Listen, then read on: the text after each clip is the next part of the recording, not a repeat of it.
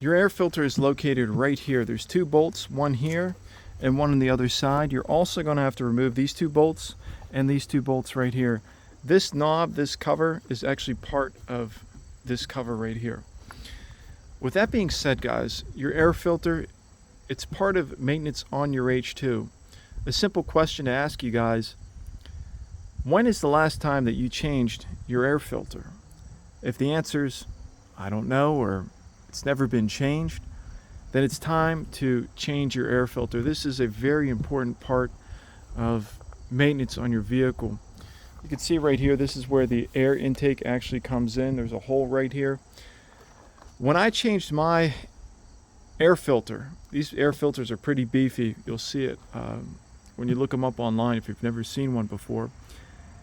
It had never been changed before. I changed it at about 185,000, 183, 185,000 was the first time my air filter was changed. It was filled with leaves, twigs, literally sticks, like from running from here to here. You wouldn't believe the amount of crap that can get pulled into this box. All right, when this thing gets clogged up, that's going to slow down air coming into the engine. Again, this all affects transmission life. There's a lot that goes into these pieces that we're going to talk about here.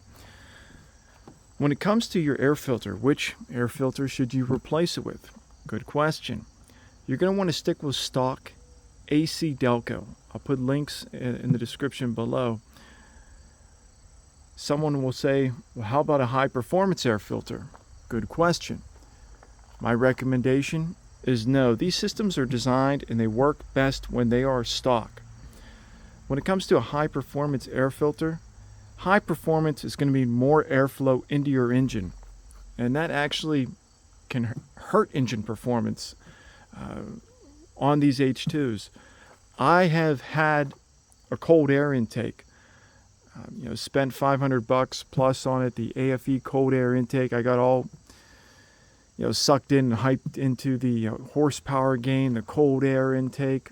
Let me tell you guys, the vehicle shifts much better with the stock setup.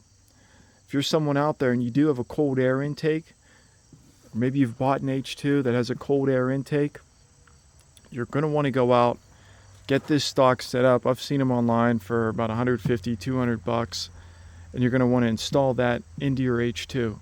The vehicle's going to accelerate better, shift better. My shifts are so much smoother with the stock setup. When you've got the cold air intake, another issue that you're going to have is exhaust drone. With the air coming into the vehicle at a much faster rate, that's going to make your vehicle louder and exhaust drone inside the cabin. So you definitely want to stick with a stock setup. Okay, moving on. Right here, guys, this is where your mass air filter or mass airflow sensor, is located. When you take this off, there's a cover. All right, think of it as like a silver cheese grater. What happens is that over time, with dirt and dust, carbon, whatever coming through your air filter, it actually becomes blackened inside.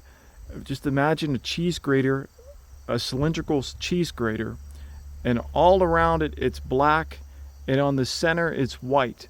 So the center part is where the air is just coming through at, and cleanly coming through purely.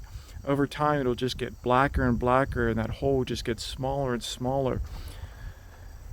The computer, your H2's computer, it relies on your mass airflow sensor for your fuel injection, engine power. All these components, all right, guys, these three components we're discussing are very important. What you need to do is, see these bands right here? These bands pop off. There's a band right there, okay? It's actually really easy to get this off. Pop the cord off, pop this off. You're going to clean this sensor. All you do is you spray a bottle. I actually recommend using 2 bottles of mass airflow sensor cleaner. You're going to notice a tremendous difference in the horsepower gain from keeping this filter, All right, this screen cleaned.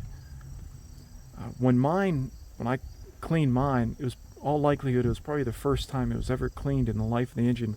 Like, if this is how big it is, guys, this is about the size of what was left on it that was still clean. So again, and when it comes to how dirty this thing can get, I clean mine about every 5,000 miles. I actually just cleaned mine recently, and I couldn't believe how dirty it had gotten from last year until this year. So again, don't overlook cleaning this. It's a very important part. Coming again to the air intake right here, the stock setup is the best setup. There's a lot of engineering that goes into, the expansion valves right here and all the way down here. This slows the air down and makes the shifts so much smoother, guys. So trust me when I say the stock setup is the better setup. I actually ran the cold air intake, and when I switched over, it was just such a tremendous transition. The vehicle was much smoother on the highway, acceleration. So definitely something to keep in mind. If you do have a pressure washer, it definitely isn't bad to clean this thing out. You don't really know how much dirt and buildup can get into these things, so something to keep in mind. Some of you guys might be wondering, what is this piece right here? What this is actually designed for, you can't really see it because it's all dirty, is a good mechanic would look at that, and it gives you a reading on when your air filter is supposed to be changed. I don't really think anybody ever uses it, but that's what it's actually for. Something else, guys, you need to look at is this like rubber grommet right here. On the bottom side, what will happen is that over time, from this thing coming loose and just the pressure, it'll collapse inwards, and at the bottom it'll be like tucked inside, so you won't actually be getting a perfect seating. So when you guys reinstall the intake right here, all right, you really want to make sure that, put your hand around, you want to make sure that this piece is sealed perfectly around this piece right here. Something else keep in mind is when you do reinstall your mass airflow sensor, making sure you plug in the cord again. There's a few times where I have actually reinstalled this and I forgot to plug this cord in. What do you know, it's like the vehicle's really not accelerating that great. So something to keep in mind. If you have any questions, drop a comment below.